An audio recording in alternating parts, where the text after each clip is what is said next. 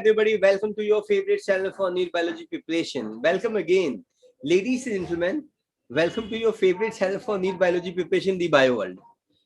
हम लोग आज के लेक्चर में हम लोगों ने स्टार्ट किया हुआ है चैप्टर कॉल फोटोसिंथेसिस और इस पर्टिकुलर चैप्टर के अंदर हम लोगों ने अब तक प्रॉब्लम्स ऑफ C3 प्लान के बारे में हम लोग बात कर रहे थे। जब हम लोग प्रॉब्लम्स ऑफ C3 प्लान के बारे में बात कर रहे थे तो हम ये सीख रहे थे कि ये जो C3 साइकिल होता है ये रूबिस्को के द्वारा कैटेलाइज किया जाता है। रूबिस्को, अगर कोई भी प्लांट ट्रॉपिकल एरिया में पाया जाता है जहां पे टेम्परेचर थोड़ा सा ज्यादा होता है, लाइट इंटेंसिटी थोड़ी ज्यादा होती है, तो एग्जैक्टली ये होता है वहां पे कि प्लांट को स्ट्रेस होता है और स्ट्रेस होने के बाद they will be release of a stress hormone और ये स्ट्रेस हार्मोन में अब्सेसिक एसिड प्रोड्यूस होता है।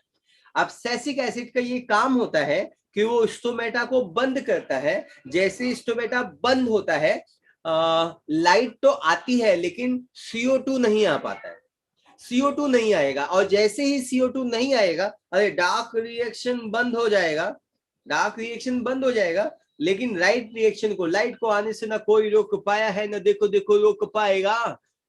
लाइट देखो अभी भी आएगा और जब लाइट आएगा तो लाइट रिएक्शन हो जाएगा और जब लाइट रिएक्शन हो जाएगा तो उसमें वाटर की वाट लग जाएगी, फिनोमिनन फोटोलिसिस ऑफ वाटर कहलाएगी, बदले में ऑक्सीजन मिल जाएगी और जब ये ऑक्सीजन दुनिया में बढ़ता जाएगा, मतलब प्लांट के बॉडी में बढ़ता जाएगा तो CO2 कम होता जाएगा, ऑक्सीजन बढ़ता जाएगा। तो rubisco call as a Salman Khan of molecular biology और इसका कैरेक्टर ढीला है, यस सर। और ये अब ऑक्सीजनेशन रिएक्शन कैटेलाइज करेगा रेदर देन कार्बोक्सिलेशन रिएक्शन।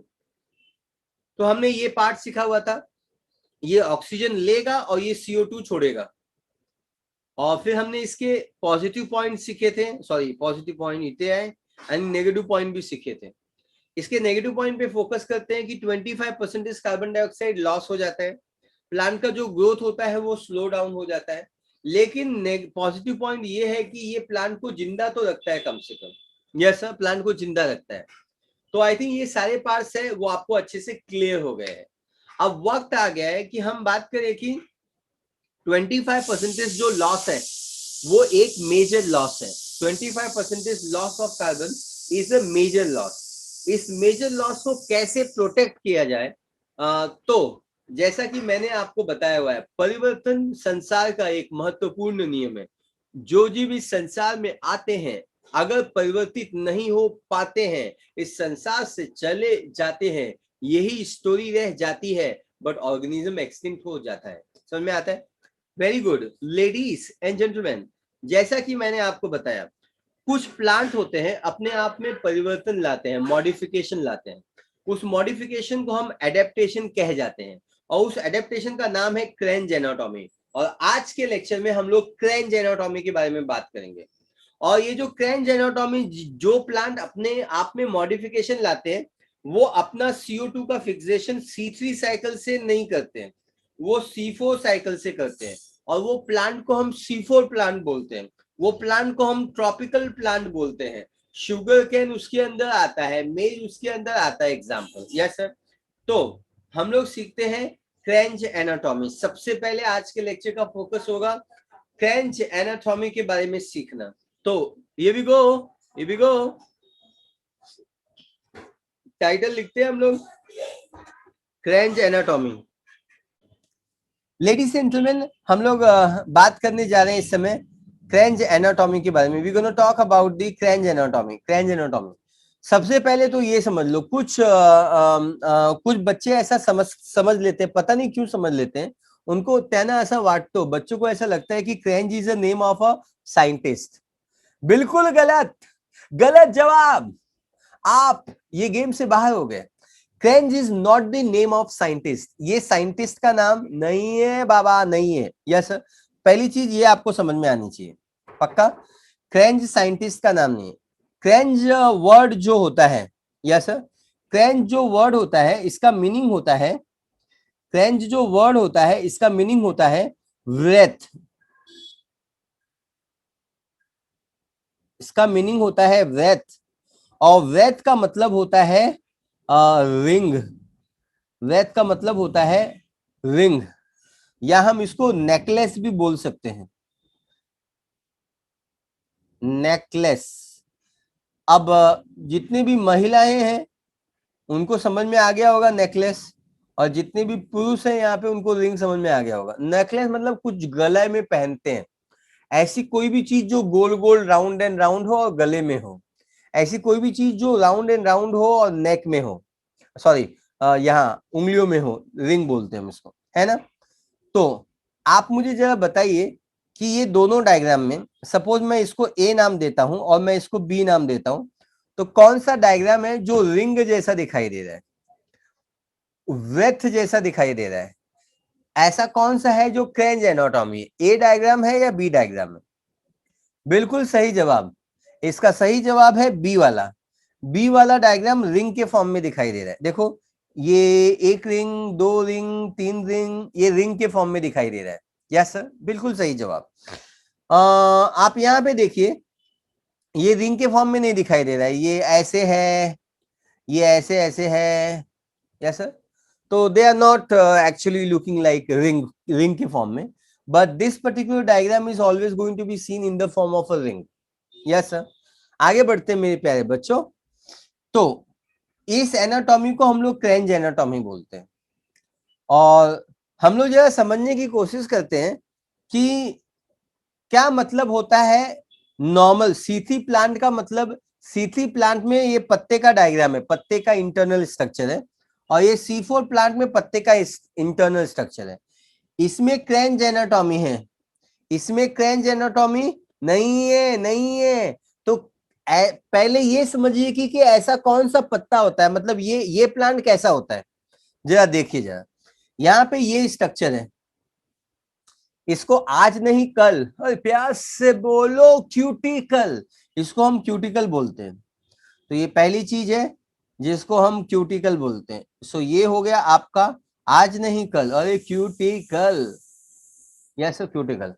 और ये जो स्ट्रक्चर है ना, इसको हम अपर एपिडर्मिस बोलते हैं, अपर एपिडर्मिस,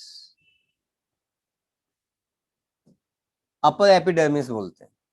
और आप ये जो लेयर्स देख सकते हैं, है ना, इसको हम लोग क्या बोलते हैं? इसको हम लोग बोलते हैं पेलिसेड टिश्यू। क्या बोलते हैं हम इसको? पेलिसेड, पेलिसेड टिश्यू, इसको हम पेलिसेड टिश्यू बोलते हैं। समझ में आया? और आपको ये सेल्स दिखाई दे रहे हैं, गोल, मटोल, चकोल, सुपकोल, अटकोल, बिटकोल, अंगोलो, इंगोलो, पकोलो, चकोलो, निकोलो, ये जो सेल्स आपको दिखाई दे रहे हैं, इसको हम लोग पेलिसेड जो सेल्स होते हैं ना, इसको पेलिसेड मीसोफिल बोलते हैं। हम इसको ऐसा लिखते हैं, पेलिसेड टिश्यू नहीं लिखते हैं, we always write palisade mesophyll, palisade mesophyll, है ना। मीसोफाइल समझता है ना, मीसो मतलब middle and the phyll is the leaf, meso is the middle and the phyll is the leaf, middle cells of leaf call mesophyll, middle cells of leaf call mesophyll. तो ये palisade mesophyll है जो आपको समझना है। और ये जो सेल्स है, एब्सोल्युटली करेक्ट बच्चों, इसको हम स्पॉन्जी मीसोफिल बोलते हैं। क्या बोलते हैं हम इसको? ये जो सेल्स है इसको हम स्पॉन्जी, स्पॉन्जी मीसोफाइल, इसको हम स्पॉन्जी मीसोफिल बोलते हैं, इसको पेलिसेड मीसोफिल बोलते हैं, इसको अपर एपिडर्मिस बोलते हैं, इसको क्यूटिकल बोलते हैं। तो मीसोफिल कितने टाइप के होते हैं नॉर्मली सीथी प्लांट में? अरे 4 टाइप के नहीं दो टाइप के रहते हैं, एक पेलिसेड मीसोफिल और एक स्पॉन्जी मीसोफिल। स्पॉन्जी को स्पॉन्जी क्यों बोलते हैं? क्योंकि इनके बीच में स्पेस है। तुमको ये दिखता है क्या? आंख खोल के दिखता है? ये जो स्पेस है, इनके बीच में स्पेस है, ये स्पेस है, इसलिए स्पेस को हम स्पॉन्जी बोलते हैं, क्योंकि इसमें पानी का वेपर पाया जाता है। मैंने ट्रांसपिरेशन पूल में बताया था आपको कि ये यहाँ पे वाटर वेपर पाया जाता है, हवा पाया जाता है, एयर पाया जाता है। Yes sir, very good. और ये पेलिसेड होते हैं ना, ये किसी को आने जाने की जगह नहीं देते हैं, बड़े स्ट्रिक्ट होते हैं और बड़े अच्छे से जुड़े होते हैं। इनके बीच में कोई भी स्पेस नहीं होता है, इनके बीच में स्पेस होता है। गड़ लगा? Yes sir, okay. अब देन ये जो सेल्स है इसको हम लोग लोअर एपिडर्मिस बोलते हैं, लोअर एपिडर्मिस। और ये है स्ट्रोमा, इसको हम स्ट्रोमा बोलते हैं। और ये है स्टोमा। स्टोमा, स्टोमा का मतलब होता है माउथ, और माउथ का मतलब आप समझते हैं, माउथ का मतलब ओपनिंग होता है। बायोलॉजी में कोई वर्ड आ जाए जिसका मतलब मालूम ना हो तो उसका मतलब होता है ओपनिंग या कैविटी। यस। तो ये नॉर्मल, एक्सक्यूज मी, ये नॉर्मल पत्ता है जिसका डायग्राम है ना। लेकिन ये हम लोगों का C4 प्लांट है, इसके पास क्रेंज एनाटॉमी पाई जाती है। तो अब हम लोग नीचे लिखते हैं क्रेंज एनाटॉमी में कौन कौन से पॉइंट है। क्रेंज एनाटॉमी का सबसे पहला पॉइंट, क्रेंज एनाटॉमी में मीसोफिल दो टाइप के नहीं होते हैं। Mesophil is not differentiated into, not divided into palisade and spongy mesophil. कळलं की नाही कळलं?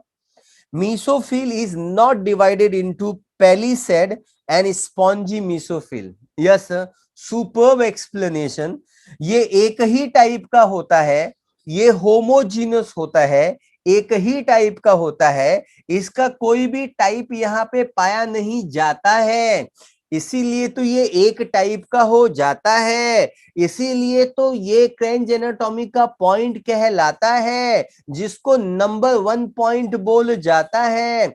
मीसोफिल होमोजीनस हो जाता है, it is not differentiated into palisade and spongy mesophyll, ये पॉइंट आता है, वही तो मैं लिख जाता है। Here we go. ये पैलिसेड मीसोफिल है, ये मीसोफिल है, it is not divided into. चलो लिखते हैं पहला पॉइंट, क्रेंज एनाटॉमी का सबसे पहला point.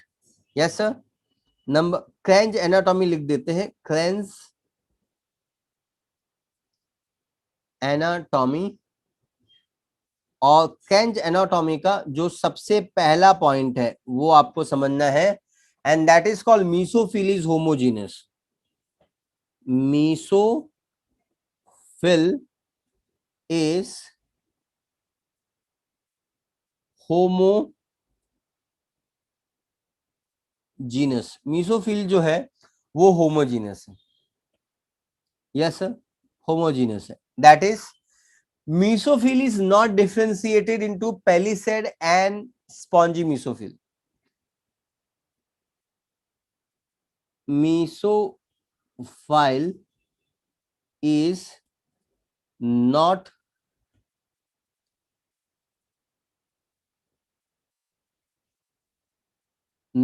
differentiated, not differentiated into, not differentiated into palisade and spongy mesophil. It is not differentiated into palisade and spongy mesophil. उसको डिफ्रेंशिएट नहीं हुआ है। सेल्स आर कॉन्सेंट्रिक, इसमें जो सेल्स होते हैं वो कॉन्सेंट्रिक होते हैं। कॉन्सेंट्रिक वर्ड का मतलब क्या होता है, मैं लिखता फिर मैं बताता, बात तुमको समझ में आता। Yes sir, cells, cells are concentric, cells are concentric, cells are concentric. Yes sir, concentric का मतलब होता है इनका सेम सेंटर है। चलो ये डायग्राम पे फोकस करो, बोलो ये रेड कलर क्या है, बोलो जाइलम, जाइलम। बोलो ब्लू कलर कौन है, फ्लोएम, फ्लोएम। ये है जाइलम, जाइलम। देखो फ्लोएम, फ्लोएम, दोनों जब भी मिल जाते हैं, कोई बताएगा इनको दोनों मिलने के बाद क्या कहे जाते हैं, बंडल, वेस्कुलर बंडल बोलते बाबा, वेस्कुलर बंडल। क्या बोलते हैं हम इसको, we call it as a vascular bundle, हम इसको वेस्कुलर बंडल बोलते हैं। समझ में आया, इसको हम वेस्कुलर बंडल बोलते हैं, we call it as a vascular bundle. तुम्हाला कळलं की नाही कळलं, मला कळलं, इसको हम वेस्कुलर बंडल बोलते हैं, है ना। और इस वेस्कुलर बंडल को जिसने कवर किया हुआ है, ये जो सेल्स है जो वेस्कुलर बंडल को कवर किए हुए, can you see this cell, ये सेल वेस्कुलर बंडल को कवर किया हुआ है, ये जो सेल वेस्कुलर बंडल को कवर किया हुआ है उसको हम लोग बोलते हैं बंडल शीट सेल। क्या बोलते हैं हम इसको, bundle sheath cell, we call it as a bundle sheath cell, इसको हम बंडल शीट सेल बोलते हैं। समझ में आया? We call it as a bundle sheath cell, इसको हम बंडल शीट सेल बोलते हैं। ये अंडरस्टैंडिंग आपको आ जानी चाहिए। समझ में आया? चलो, here we go. The cells are concentric and bundle sheet cell cover vascular bundle. ये लाइन लिखना है, bundle sheet cells cover vascular bundle, vascular bundle को कवर करता है।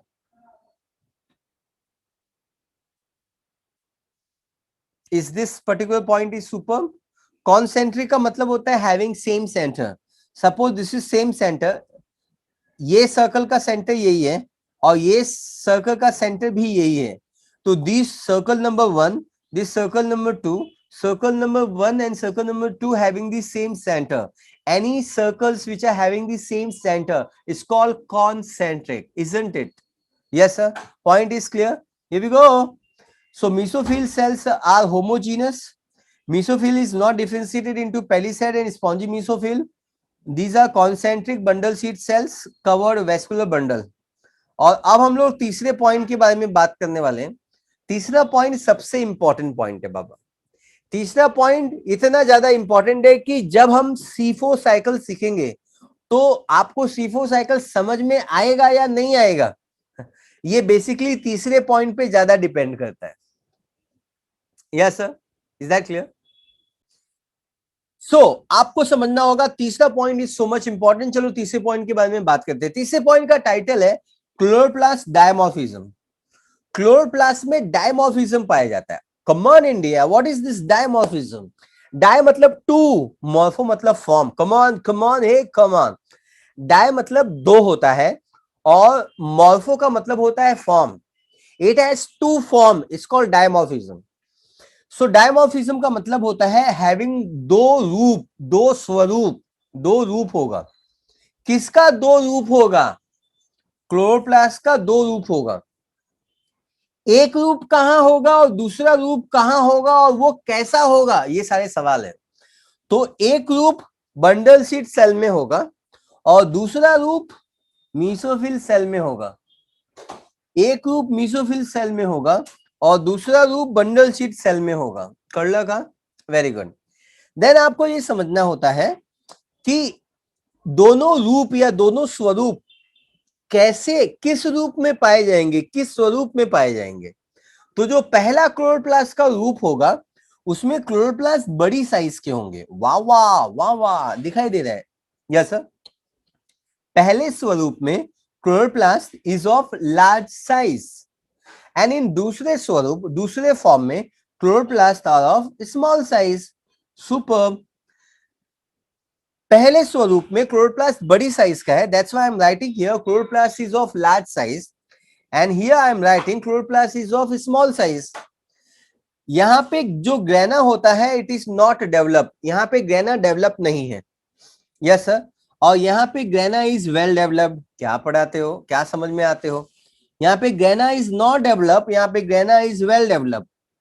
Yes sir. यहाँ पे ग्रेना बहुत ही ज्यादा डेवलप्ड है और यहाँ पे ग्रेना नहीं है या बहुत कम है। नहीं है मान के चलो, नहीं है या बहुत कम है ऐसा मान के चलने का। Grana is not developed. अच्छा, ग्रेना नहीं है इसीलिए इनके क्लोरोप्लास्ट को हम agranal absent of the granal, agranal absent of the granal कह जाते हैं। इसमें ग्रेना प्रेजेंट रहेगा इसलिए ग्रेनल कहलाएगा।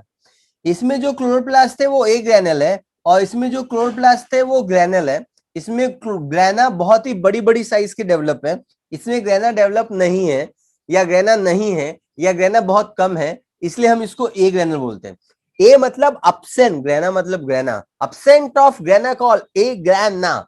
ए ग्रेनल क्लोरोप्लास्ट वो क्लोरोप्लास्ट कहलाता है जिसके पास देखो क्लोरोप्लास्ट देखो आता है बड़ी साइज का, वो हो जाता है। इसके पास ग्रेना नहीं आता है या आता है तो दो देखो ज्यादा डेवलप नहीं हो पाता है। बात समझ में आता है? कैसा? Ladies and gentleman, I hope आपको ये पॉइंट समझ में आ गया। Yes sir. Now it's time to, आप कमेंट करें कि आपको ये पॉइंट समझ में आ गया है। और अगर आपको ये पॉइंट समझ में आ गया है तो I have a very important question, और जो बच्चे उस क्वेश्चन का सही जवाब देंगे, yes sir, they will always be winner. Yes sir. तो अगर आपको ये पॉइंट समझ में आ गया, I have a very important question to ask, and if you able to answer that question, then I will feel that you are very competitive and I will feel that आप इस point को अच्छे से समझे, क्योंकि that question will be application based question, वो इसी concept पे बेस्ड अपॉन क्वेश्चन रहेगा। तो first you have to answer yes you have understood, can I ask question, then I will ask the question. Here we go. This is my question, my question is this, what is the significance of being non-granule and granule and agranule? अगर कोई भी चीज या कोई भी chloroplast ए ग्रैनल है तो उसका एप्लीकेशन क्या होगा, उससे आपको क्या पता चल जाता है, और अगर कोई भी ग्रैनल होगा तो उससे आपको क्या पता चल जाता है। This is my beautiful question, और इस क्वेश्चन का जवाब आपको देना है। इस क्वेश्चन का जवाब आप वीडियो को अभी पॉज कीजिए और इस क्वेश्चन का जवाब दीजिए, और या सोचने की कोशिश कीजिए।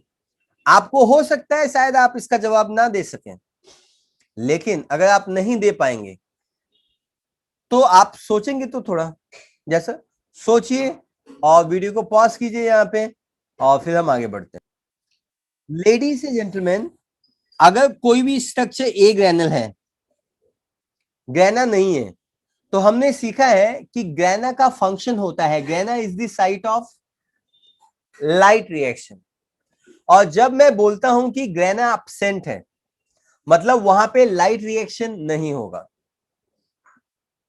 सुपर। और जब मैं बोलता हूं कि वहां पे लाइट रिएक्शन नहीं होगा, तो वहां पे लाइट रिएक्शन नहीं होगा। जब मैं बोलता हूं वहां पे लाइट रिएक्शन नहीं होगा, तो वहां पे नॉन साइक्लिक फोटोफॉस्फोराइलेशन नहीं होगा, वहां पे फोटोलिसिस ऑफ वाटर नहीं होगा। एकदम सिंपल छे, सिंपल छे, राइट छे, गुड छे, फोकस छे। अगर ये ए ग्रैनल है तो यहाँ पे ग्रैना नहीं होगा, अगर यहाँ पे ग्रैना नहीं होगा तो यहाँ पे लाइट रिएक्शन नहीं होगा, अगर लाइट रिएक्शन नहीं होगा तो फोटोलिसिस ऑफ वाटर नहीं होगा, अगर फोटोलिसिस ऑफ वाटर नहीं होगा, अरे ऑक्सीजन नहीं रहेगा, नहीं रहेगा, नहीं रहेगा। हाँ, यहाँ पे ऑक्सीजन नहीं रहेगा। अगर यहाँ पे ऑक्सीजन नहीं रहेगा तो ये जो रूबिस्को है अंदर, रूबिस्को रूबिस्को रूबिस्को रूबिस्को, ये रूबिस्को का कैरेक्टर ढीला नहीं होगा। रूबिस्को का कैरेक्टर ढीला तब होता है, रूबिस्को नॉर्मली CO2 से बहुत प्यार करता है, और उसका कैरेक्टर ढीला तब होता है जब ऑक्सीजन आता है। ऑक्सीजन तब आता है जब फोटोलिसिस ऑफ वाटर होता है। फोटोलिसिस ऑफ वाटर तब होता है जब लाइट होता है, और ये सब रिएक्शन ग्रेना में होता है, ग्रेना में। लेकिन ग्रेना नहीं तो लाइट रिएक्शन नहीं, तो फोटोलिसिस ऑफ वाटर नहीं, तो ऑक्सीजन नहीं, तो जो भी रूबिस्को रहेगा उसका कैरेक्टर स्ट्रांग रहेगा। तो इसके अंदर बंडल शीट सेल के अंदर, बंडल शीट सेल के अंदर जो रूबिस्को रहेगा वो स्ट्रांग रहेगा, वो खाली CO2 से ही कंबाइन करेगा। This is my final statement. I hope आपको ये पॉइंट समझ में आया कि बंडल शीट सेल ए ग्रैनल है, मतलब इसके पास ग्रैना नहीं है। अगर ग्रैना नहीं है या ग्रैना कम है तो लाइट रिएक्शन यहाँ पे कम होगा, फोटोलिसिस ऑफ वाटर नहीं होगा, और यहाँ पे ऑक्सीजन है ना, रूबिस्को को डिस्टर्ब नहीं करेगा। लेकिन इसके रूबिस्को को ऑक्सीजन डिस्टर्ब करेगा, है ना। बस आपको ये बात याद रखना है कि इसका रूबिस्को ऑक्सीजन से अफेक्टेड नहीं होता है ना। तो हम लोग जरा क्रैंज एनाटॉमी में डायग्राम के नाम देख लेते हैं। Yes sir. तो एक्सक्यूज मी, इसको हम लोग क्या बोलते हैं, we call it as a mesophyll cell, mesophyll cell, और ये होमोजीनियस होता है, होमोजीनियस होता है। और ये जो सेल्स होते हैं ये होमोजीनियस होता है, और इसको हम बंडल शीट सेल बोलते हैं, bundle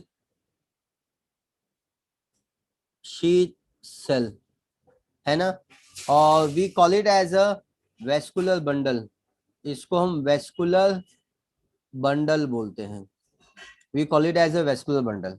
I think all this parts are clear. इसको बंडल शीट बोलते हैं, इसको मिसोफिल होमोजेनस बोलते हैं, इसको बंडल वेस्कुलर बंडल बोलते हैं। I think all this parts are very very clear to you. Here we go ladies and gentleman, आगे बढ़ते हैं हम लोग। अब हम लोग जा रहे हैं बात करने, हम C4 साइकिल के बारे में बात करने वाले हैं। Ladies and gentleman, I will put the title, the title is called C4 cycle. C4 cycle का दूसरा नाम है DCA cycle, di carboxylic acid cycle हम इसको बोलते हैं, DCA साइकिल। इसका तीसरा नाम है HSK, yes sir, HSK cycle. HSK का फुल फॉर्म है Hatch Slack and Kortschak, yes sir. तो इनके बारे में हम लोग बात करेंगे। तो I think we can start, yes sir. तो हम लोग स्टार्ट करते हैं और इनके बुलेट पॉइंट्स हम लोग लिखते हैं। सबसे पहला पॉइंट है ना, C4 साइकिल, ये नाम क्यों दिया हुआ है? यस सर, ये नेम कहां से आया हुआ है? यस सर, ये नेम कहां से आया हुआ है? C3 नाम क्यों दिया था? क्योंकि पहला जो स्टेबल कंपाउंड था वो PGA था, फॉस्फोग्लिसरिक एसिड, और उसके पास 3 कार्बन एटम थे। यहां पे the first stable compound was, या first stable compound is, first stable compound यहाँ पे ओए ओए ओए ओए ओए ओए ऑक्सैलो एसीटेट, इसको हम बोलते हैं ओए ओए, that is nothing but the oxalo acetate. समझ में आया? तो यहाँ पे जो पहला स्टेबल कंपाउंड बना था वहां पे बना था PGA, इसलिए, और PGA के पास 3 कार्बन एटम थे। यहाँ पे ओए ओए हैविंग 4 कार्बन, इसके पास 4 कार्बन एटम है, इसलिए हम इसको C4 साइकिल बोलते हैं। Ladies and gentleman, point number 2, HSK क्यों बोलते हैं? H का मतलब होता है हैच, S का मतलब होता है स्लैक, एंड K का मतलब होता है कॉट चेक। और ये जो कॉर्चेक भैया है, इन्होंने इस C4 साइकिल को शुगर केन में डिस्कवर किया और बाकी के दोनों भाइयों ने मदद किया था, इसलिए हम इसको HSK साइकिल के नाम से जानते हैं। पॉइंट नंबर 3, इसको DCA साइकिल क्यों बोलते हैं? DCA का फुल फॉर्म है di carboxylic acid cycle, di carboxylic acid cycle क्यों बोलते हैं? क्योंकि ओए ओए के अंदर ओए ओए ऑक्सैलो एसीटेट, ये जो ऑक्सैलो एसीटेट होता है, ऑक्सैलो एसीटेट के अंदर there will be, oxaloacetate के अंदर 3 कार्बोक्सिलिक ग्रुप है, 3 carboxylic group is going to be present. यहाँ पे 3 कार्बोक्सिलिक ग्रुप प्रेजेंट होते हैं ओए ओए, इसलिए हम इसको डाई कार्बोक्सिलिक एसिड साइकिल बोलते हैं। आई थिंक आपको ये पार्ट भी क्लियर हो गया, ये तीनों पॉइंट क्लियर हो गए। Why we call it as a C4 cycle? क्योंकि इसमें पहला स्टेबल कंपाउंड ओए ओए है। इसको HSK साइकिल क्यों बोलते हैं? हैच स्लैक कॉर्चेक, ये शुगर केन में डिस्कवर किया हुआ है। DC साइकिल क्यों बोलते हैं? डाई कार्बोक्सिलिक एसिड साइकिल, ओए ओए, इसके अंदर 3 कार्बोक्सिलिक ग्रुप प्रेजेंट होते हैं। मेरे ख्याल से आपको ये बात समझ में आ गई है। जरा हम लोग समझने की कोशिश करते हैं कि ये साइकिल किस तरीके से वर्कआउट करता है। मैं चाहता हूं कि हमको ये जो पार्ट है इसको हम थोड़ा सा बहुत ही स्मॉल कर दें, इतना ज्यादा लिख के कुछ फायदा नहीं है ना। लेट्स मेक इट स्मॉल, है ना। तो अगर हम इसको यहाँ पे स्टिक कर देते हैं और इस चीज को भी थोड़ा सा हम अगर हम स्मॉल कर सकते हैं और स्मॉल करके हम थोड़ा सा यहाँ पे स्टिक कर सकते हैं, we will get the ample amount of space ladies and gentleman. Yes sir, yes sir. Now अब हम तैयार हैं C4 साइकिल को सीखने के लिए। C4 साइकिल में दो सेल्स का इन्वॉल्वमेंट होता है, सेल नंबर 1 जो ग्रीन कलर में है एंड सेल नंबर 2 जो कुछ कुछ कलर में है। Yes sir. सेल नंबर 1 जो है उसको हम प्यार से मीसोफिल सेल बोलते हैं। हियर वी गो, ये मीसोफिल सेल है। So I will write this as a mesophyll, mesophyll cell. Yes sir. और ये जो दूसरा सेल है इसको हम बोलते हैं bundle sheath cell. We call it as a bundle sheath, bundle sheath cell, है ना, बंडल शीट सेल बोलते हैं। आप देखना चाहते हैं इस डायग्राम को, इस मीसोफिल सेल और बंडल शीट सेल को? देखिए, ये है मीसोफिल सेल, यहाँ पे ऊपर है, बाहर की साइड में है, और ये है बंडल शीट सेल। कोई डाउट है आपको? हमने यहाँ पे लिखा हुआ है कि बंडल शीट सेल जो है वो ए ग्रैनल है और मीसोफिल सेल ग्रैनल है। बच्चों को बहुत डाउट आता है कि बच्चे ना एंड मोमेंट पे भूल जाते हैं। बच्चे बच्चे होते, भगवान का रूप और स्वरूप होते हैं, उनको मिस हो जाता है कि ए ग्रैनल कौन है और ग्रैनल कौन है। तो मिश्रा जी ट्रिक बताते हैं, बायो वर्ल्ड में आपको ट्रिक बताया जाता है। ए बी, क्या ट्रिक का नाम क्या है? A B.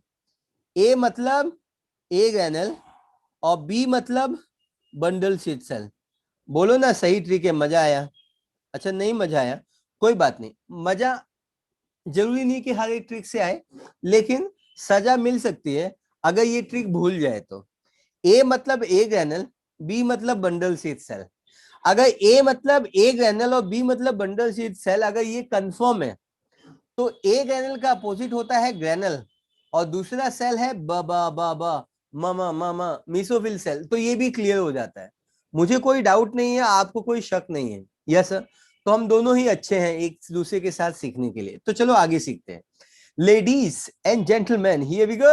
This is called mesophyll cell and this is called bundle sheath cell. आगे बढ़े, here we go. ये जो mesophyll cell होता है इसके अंदर ये एक ग्रैनल नहीं होता है, ये ग्रैनल होता है। तो हम यहाँ पे रेड कलर से लिख देते हैं, इट इज ग्रैनल। ग्रैनल का मतलब ये होता है, ग्रैनल का मतलब ये होता है कि इसमें ग्रैना होगा, इसमें लाइट रिएक्शन होगा, फोटोलिसिस ऑफ वाटर होगा, ऑक्सीजन होगा, और रूबिस्को का कैरेक्टर यहाँ पे ढीला हो सकता है अगर रूबिस्को यहाँ पे रहेगा तो। लेकिन परमपिता परमेश्वर का आशीर्वाद है कि इस मीसोफिल में रूबिस्को नाम की चीज नहीं पाई जाती है। ये C4 साइकिल है, C4 साइकिल में रूबिस्को की जगह कोई और एंजाइम पाया जाएगा। Jai Hind, here we go. Bundle sheath cell के जो भी सेल्स हैं ये ग्रैनल हैं, ओ सॉरी ए ग्रैनल है। तो मैं यहाँ ब्रैकेट में लिख देता हूं कि ये ए ग्रैनल है। ए ग्रैनल है इसका मतलब ये होता है इनके पास ग्रैना नहीं है, इनके पास लाइट रिएक्शन नहीं होगा, फोटोलिसिस ऑफ वाटर नहीं होगा, ऑक्सीजन नहीं होगा, रूबिस्को का कैरेक्टर अगर होगा तो यहाँ पे रूबिस्को रह सकता है। रूबिस्को का कैरेक्टर यहाँ पे ढीला नहीं होगा क्योंकि यहाँ पे ऑक्सीजन आता ही नहीं है। अगर ऑक्सीजन नहीं है तो CO2 तो सेल नेचुरली प्रोड्यूस करेगा ही, जैसे हम लोगों का हर एक बॉडी सेल CO2 प्रोड्यूस करता है, वैसे ये तो नेचुरली CO2 प्रोड्यूस करेगा ही। अगर ऑक्सीजन नहीं है लेकिन CO2 यहाँ पे प्रोड्यूस हो रहा है तो ऑब्वियसली यहाँ पे CO2 का कॉन्सेंट्रेशन ज्यादा होगा और रूबिस्को का कैरेक्टर CO2 के लिए बड़ा ही स्ट्रांग होगा। मुझे समझ में आ गया, आपको तो नशा सा छा गया। Here we go, ladies and gentlemen. सबसे पहले आपको समझना है कि यहाँ पे हम लोग फर्स्ट CO2 एक्सेप्टर कौन है। C3 साइकिल में CO2 एक्सेप्टर कौन था? आप जरा C3 ओपन कर दीजिए और मुझे जवाब दीजिए कि C3 साइकिल में CO2 एक्सेप्टर कौन था। तो यहाँ पे जो फर्स्ट CO2 एक्सेप्टर है C3 साइकिल में, फर्स्ट CO2 एक्सेप्टर कौन था? This is my question. Comment कीजिए, हम लाइव हैं। यस सर, कमेंट कीजिए। तो यहाँ पे होता है बच्चों यहां पे फर्स्ट CO2 एक्सेप्टर होता है PEPcase. Yes sir, PEP रहता है, PEP PEP PEP PEP. PEP का मतलब क्या होता है? पैप का फुल फॉर्म मैं यहां साइड में लिख देता हूं। मुझे बताया नहीं आपने कि who is the first CO2 acceptor.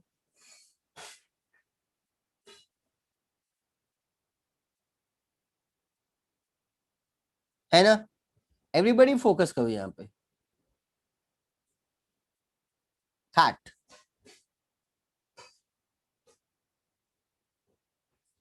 हम क्या लिखते हैं? हम यहाँ पे पैप का फुल फॉर्म लिख देते हैं।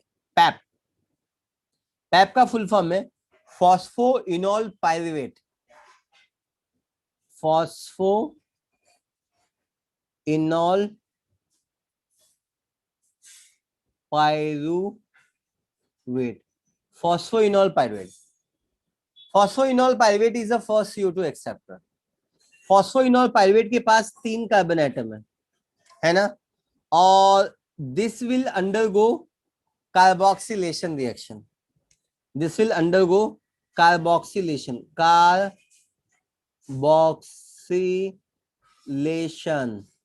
ये कार्बोक्सिलेशन करेगा। कार्बोक्सिलेशन के लिए यहाँ पे, कार्बोक्सिलेशन के लिए यहाँ पे CO2 आएगा। कौन आएगा? CO2। यस सर, CO2 आएगा। फोकस, CO2 आएगा। ये यहाँ पे CO2 आएगा। ये CO2 है, ये कार्बोक्सिलेशन रिएक्शन में आएगा। पैप 3 कार्बन एटम है, ये कार्बोक्सिलेशन करेगा। और कार्बोक्सिलेशन करने के लिए जो एंजाइम है वो रुबिस्को ना होके पैप केस होगा। कौन होगा? Pipe case. पैप का मतलब होता है फॉस्फोइनॉल पायरुवेट, और फिर केस का मतलब होता है कार्बोक्सिलेज, CASE। मैं पैप केस का भी फुल फॉर्म लिख देता हूं। आपने सही जवाब दिया। C3 साइकिल में RUBP is the first CO2 acceptor, correct है। तो ये पॉइंट ऑफ डिफरेंस रहेगा, याद रखना। तो जरा हम लोग लिख लेते हैं पैप केस का full form. PEPcase, PEPcase का फुल फॉर्म है phospho enol pyruvate, phosphoenol pyruvate carboxylase, phosphoenol pyruvate carboxylase, phosphoenol pyruvate carboxylase. Yes sir, ये फर्स्ट CO2 एक्सेप्टर है। पैप है, कार्बोक्सिलेशन करेगा, पैप केस रहेगा, और वो बनाएगा ओए ओए ओए ओए ऑक्सैलो एसीटेट। ओए ओए ओए ओए। तो ओए ओए के पास 4 कार्बन है ना? और फर्स्ट कार्बन, यहाँ पे फर्स्ट कंपाउंड है ओए ओए, और जिसके पास 4 कार्बन एटम है, इसलिए हम इस साइकिल को C4 साइकिल, और ये साइकिल जिस प्लांट में होता है उसको हम C4 प्लांट कहते हैं। Yes sir. सो मैं यहाँ पे लिख देता हूं आपकी सहमति के लिए point number 4। Yes sir, point number 4 मैं यहाँ पे लिख देता हूं first CO2 acceptor, first CO2 acceptor, first CO2 acceptor is phosphoenol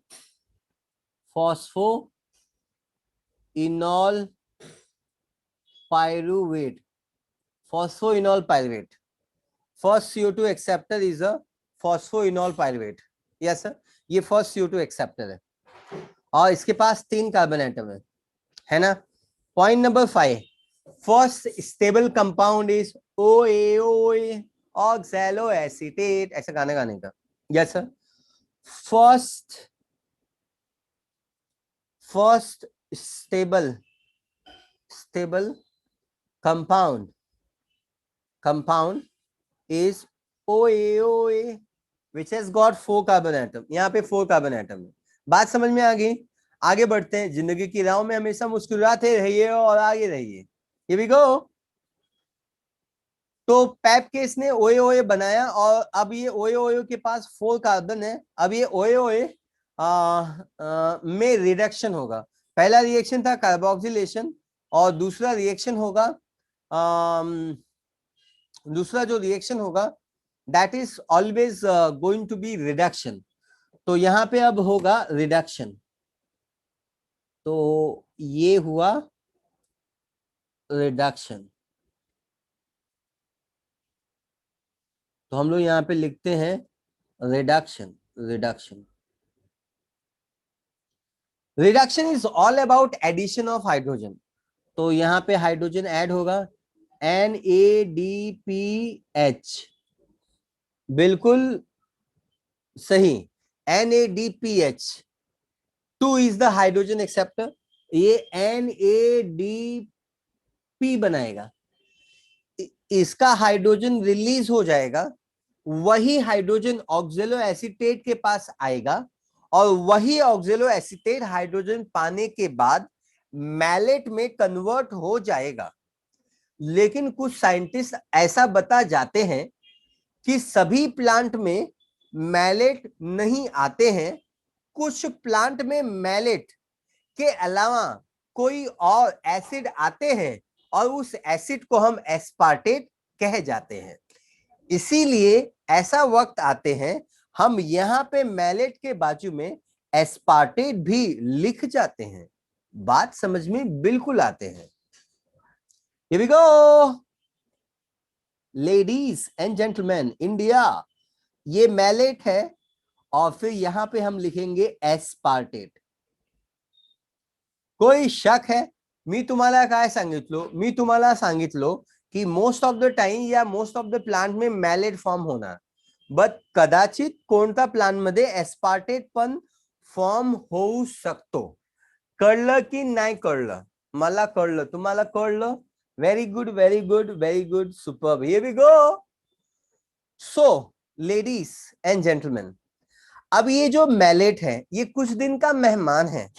कब तक इस मीसोफिल में सेल, ये कुछ दिन का मेहमान है, कब तक इस मीसोफिल सेल में रह जाएगा।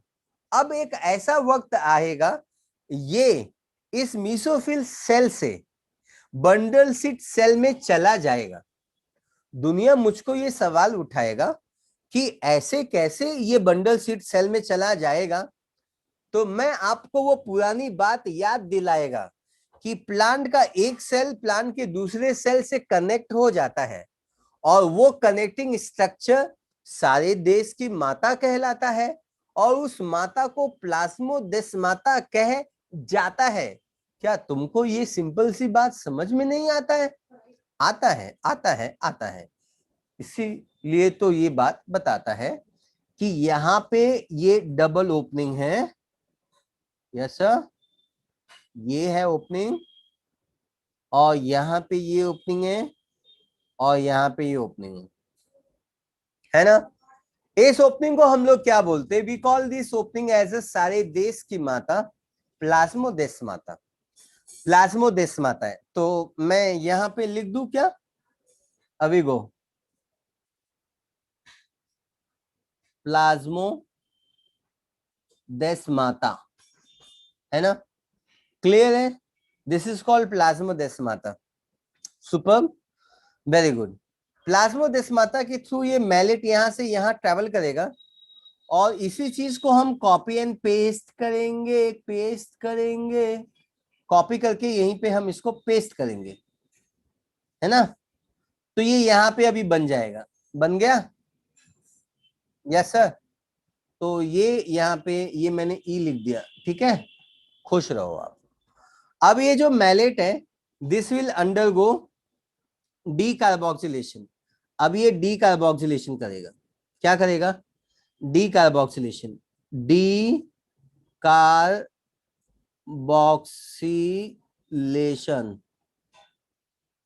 D is the removal carbon dioxide, carbon dioxide. Go. D is the removal, carbon dioxide is the carbon dioxide. Removal of carbon dioxide called decarboxylation. Decarboxylation वो प्रोसेस कहलाता है, कार्बन डाइऑक्साइड इसमें से निकाल लिया जाता है। सो मेरे प्यारे बच्चों, here we go, here we go.